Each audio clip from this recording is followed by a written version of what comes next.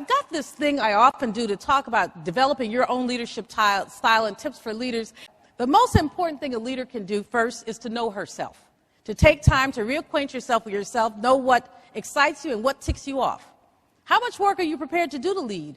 Know if you're a leader that everyone has buttons and how you cover yours up as opposed to letting them go out there.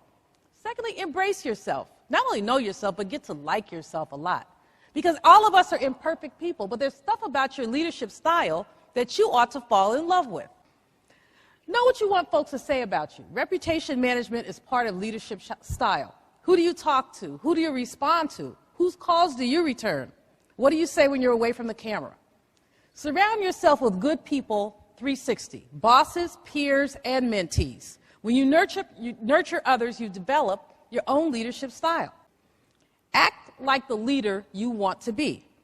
Too many of us are waiting for a moment to be anointed as a leader or appointed as a leader. But what if we acted the part until it fit our skin? What if we looked around at leaders that we thought were successful and took the time to spend a few minutes with them and modeled some of their attributes?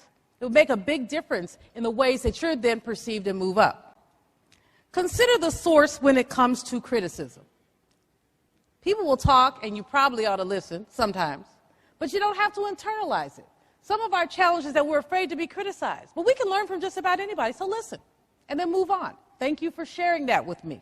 Part of this leadership thing is about being okay with you, about really being okay with you, so okay with you that you know that you can make a mistake and it's okay, that you're going to put some things out there that are going to thud, but that you're going to put enough things out there that are going to be interesting, exciting, and phenomenal. Interesting, exciting, and phenomenal, that you're willing to take the risk.